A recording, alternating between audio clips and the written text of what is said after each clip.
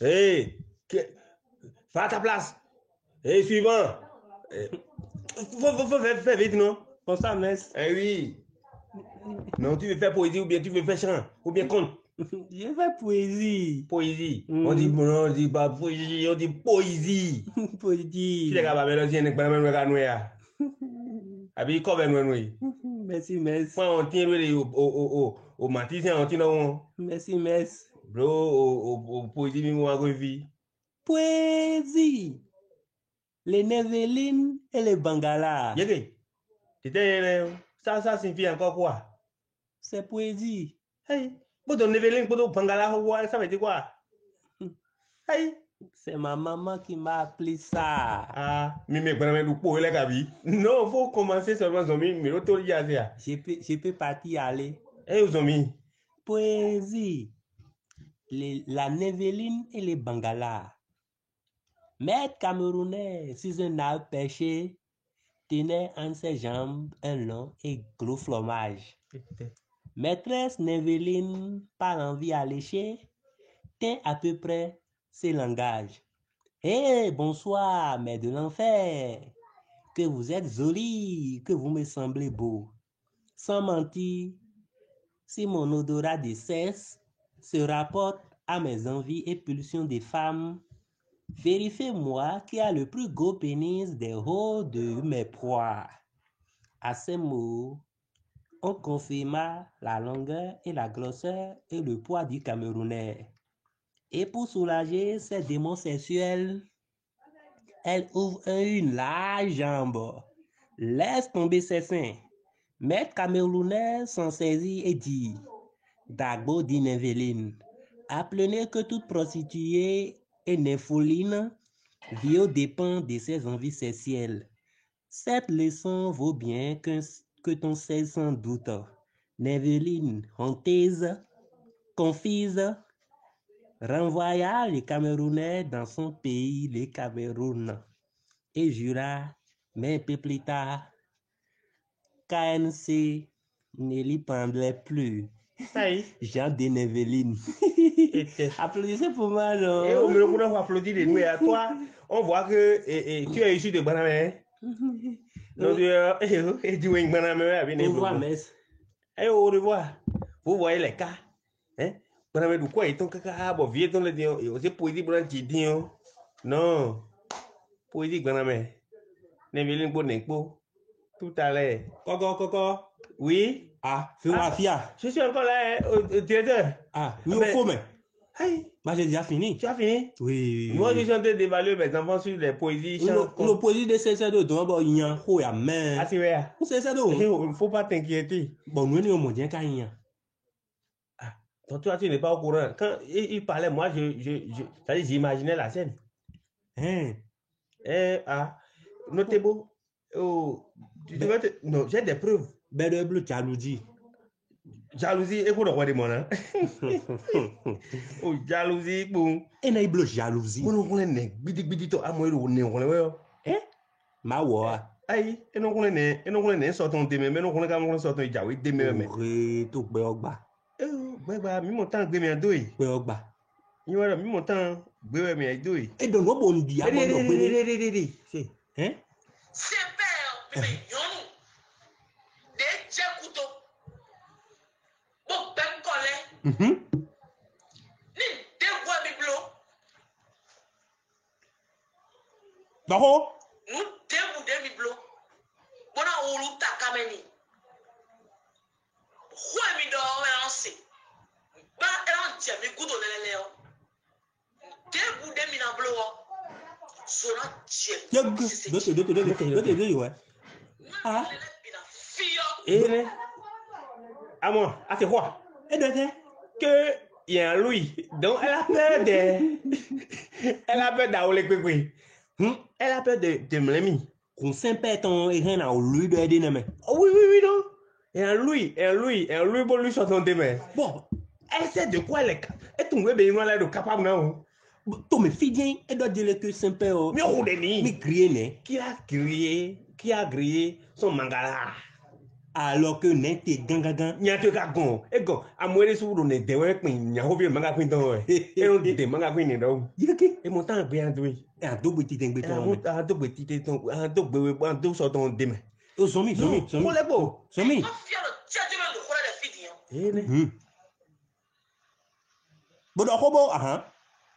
Wa ko foka Ni ni. on de no bana me hwan lo me. Bon C'est pause. E se an da no je. Et c'est un là no Dieu. Eh gbagba. Et donc gbegbe. Àná son tó gbé jọgbé àná tó gbé káàtọ́ lọ́hùn sí àti yóò nù sí ẹni mébi kóì panágbé yẹ kó lẹ́bẹ̀ gidi kọ́ àkọ́ńtà tó ká bọ̀ kọ́bi kóì bọ̀ kọ́bi sílá a sì léyà a sì gbé tó wa Alors frère la té. ẹ lọ kún tí kó ẹ ló ti má continue.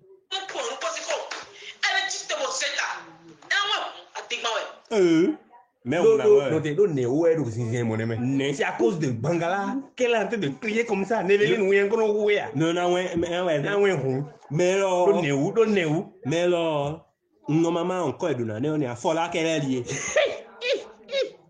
Si ton Fola qu'elle est. Fola qu'elle deuxième. Zomi. Est-ce que John.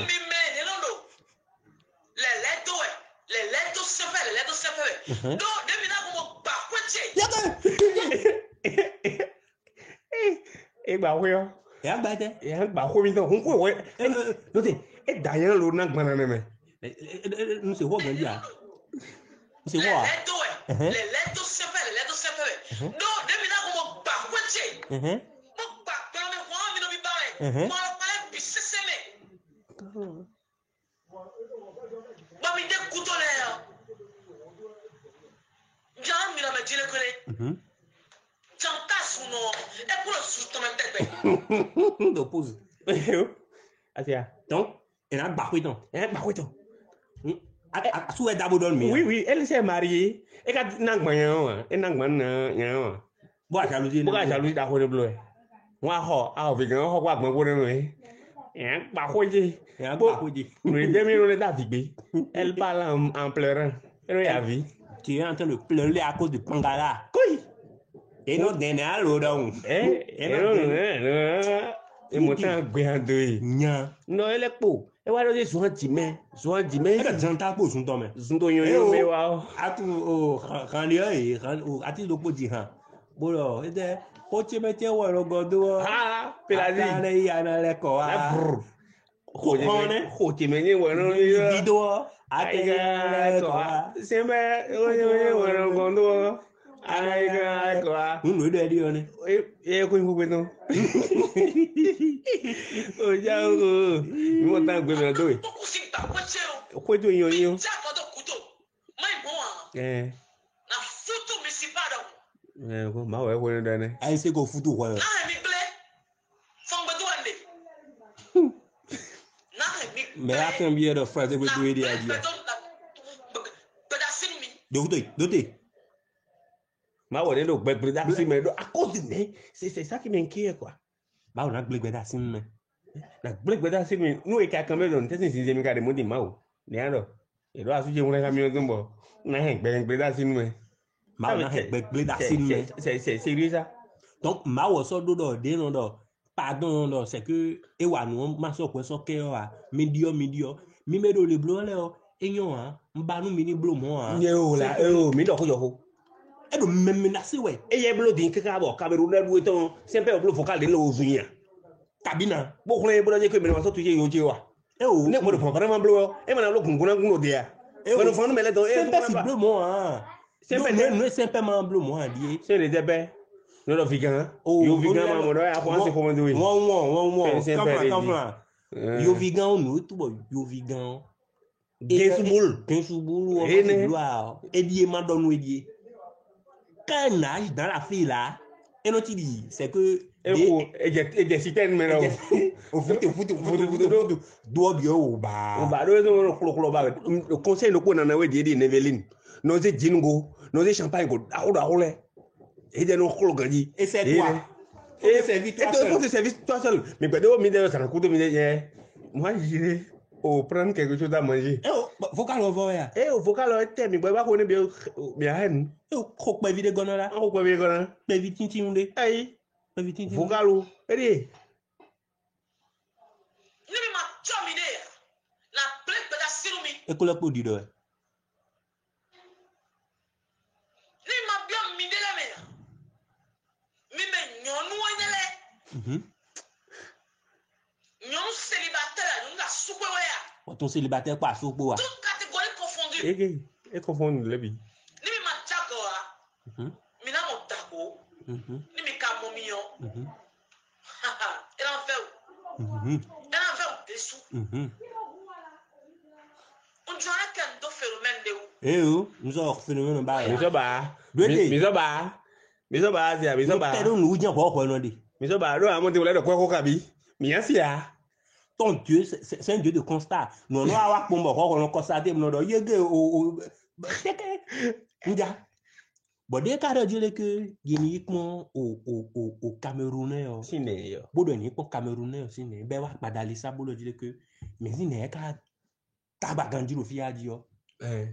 Tiens, et ma ou, et si vous remarquez de dire, mais l'on est donc. Ne donc quoi. Et si vous remarquez dans l'élection, ça veut dire d'abord. Bon, ben on a vérifié, ouais. Et effectivement, il y avait vérifié. Il y avait.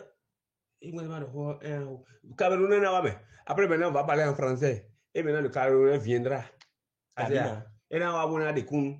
Des noms. Maouyoma. Mais non, n'est-ce pas?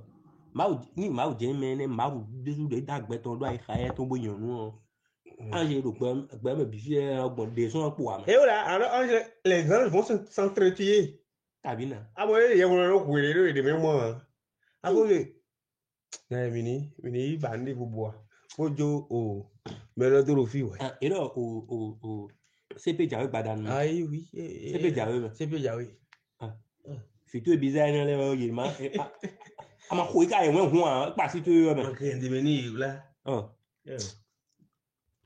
ya mi o do mi ton bo yi